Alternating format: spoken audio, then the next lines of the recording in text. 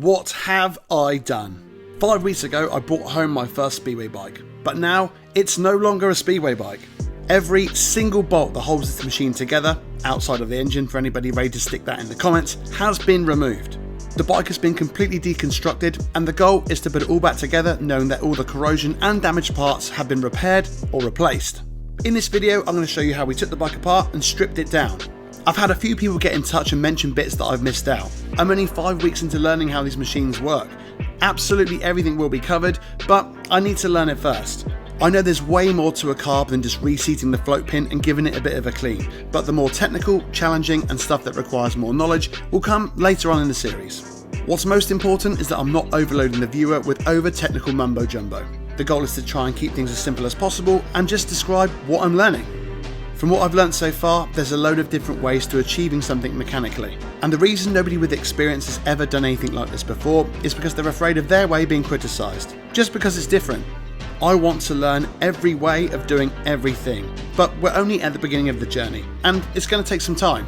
Anyway, how on earth did I go from having a Speedway bike to a box of bits? Let's find out. My name's Carlito, and welcome to my YouTube channel.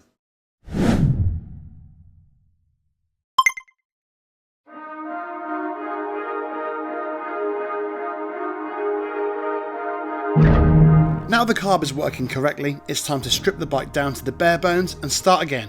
When I say that every single bolt of this bike will be removed and inspected, trust me, every nut, bolt and washer will be meticulously cleaned before the bike is put back together again. But the first thing to do is to remove the clutch. And again, just in case, a Speedway bike uses what's called a dry clutch, which means it doesn't use oil to lubricate, smooth the engagement or help keep it cool. This is why you see mechanics running out onto track with blowers when a race is set to be restarted. This is to help cool down a red hot clutch for better engagement in the restaging of the heat. When you're removing the clutch faceplate, which is this bit here, it's a good idea to remove the bolts and springs evenly. This is to keep the clutch under even tension as much as possible. We used the method of counting the half turns of the clutch spring removal tool and by undoing the springs in a star-shaped pattern. Can you see how this would keep the tension of the springs as even as possible?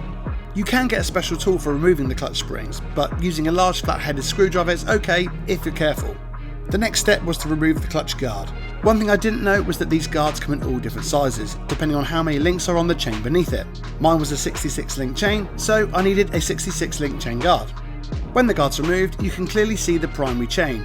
I'm sure as a TV viewer you've heard Calvin Tatum mention when the primary chain is broken. Well, this is it. The primary chain is constantly spinning when the engine is running, whether the clutch is engaged or not. It's really important to understand that if you want to learn how a clutch works. The rear chain only drives when the clutch is engaged, which is when the lever is released. It's exactly the same as when a car is in gear. If you have the clutch pedal pushed down or disengaged, the car doesn't move. If you release the pedal or engage the clutch, the car begins to move. Instead of a pedal, on a motorcycle you have a lever on the handlebars. Remember this for later. Once you've removed the faceplate, you can remove the clutch bolts, springs and cups, and then the clutch plates. You always have fibre and metal plates. The plate closest to the faceplate will be fibre, then metal, then fibre, then metal, and so on, until you've removed 4 fibre plates and 3 metal plates.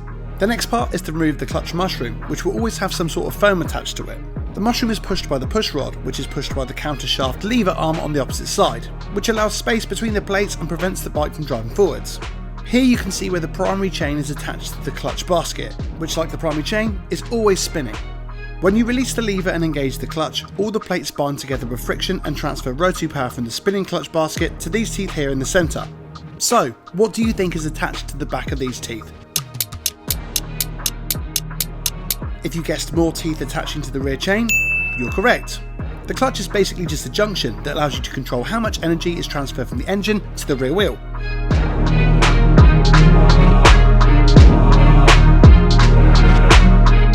But then we had a proper nightmare, and I'm sure some of the practices in the next segment will have professional mechanics having a proper meltdown.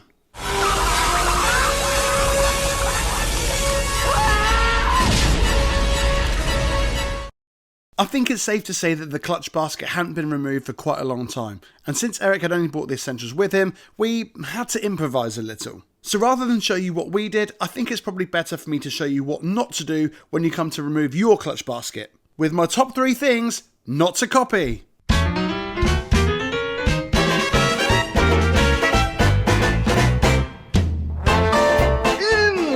It's everybody's old favourite, sticking your fingers into areas that are almost certainly going to move. Don't worry about the dangerous possibility of cutting your finger off, you always have 9 more.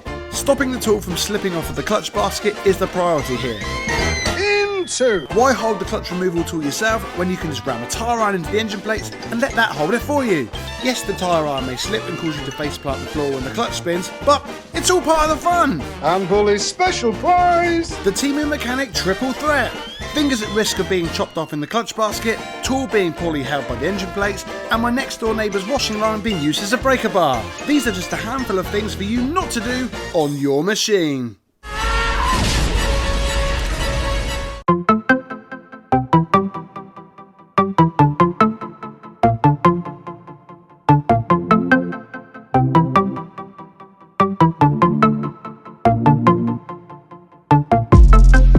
Once the absolute calamity was out of the way, we could get back to doing things properly. The nut had finally come off, meaning we could remove the clutch basket and the primary chain. We double checked that the centre was running independent of the clutch basket, which, as you'll know from earlier, is super important. Over time, it's possible that water or grime can get into your bearings and cause them to wear, so always double check the condition of your bearings when you've removed the clutch. Behind the clutch was a small spacer, which is the only thing between the clutch itself and the countershaft sprocket, which drives the rear chain. Eric showed me that the spacer should always be installed with the bigger side facing outwards. So some people make the mistake of putting them on round that way. Yeah. That's wrong. It has to be that way. So the person before did that correct? One of the few things. Yeah. One of few things, but at least it's been done correctly before. Okay, so if you didn't get my clutch explanation earlier, Eric is now going to go over it again quickly on the Speedway bike itself. Front sprocket, which is with the primary chain, which is driving the clutch. Is that moving constantly? That is, yeah. Whilst Yep. the engine's running, yeah, that's moving constantly. And then obviously, this only moves when the clutch is engaged. Yep. When it's disengaged, that's not moving because the clutch isn't allowing drive to it.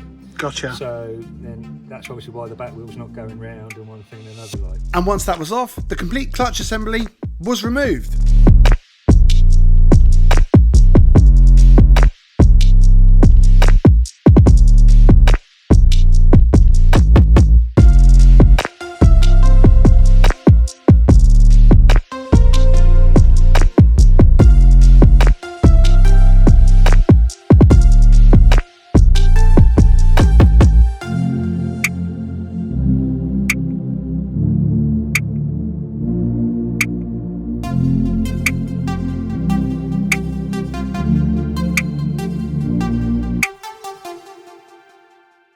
Before we could tick the removal of the clutch from the list, we had to remove the clutch cable and the lever, which is mega bent. To remove the clutch cable, it's exactly the same procedure as the throttle cable. Just line up all the gaps and wiggle the barrel at the bottom of the lever. All that's left to do now is to post the clutch cable through the fork guard, take the cable off of the spacer and remove it from the clutch arm. The only place you'll need any tools at all for this step is on the clutch arm, where you'll need to loosen off the catch nut to free the cable. But once it's undone, every part of the clutch has been removed.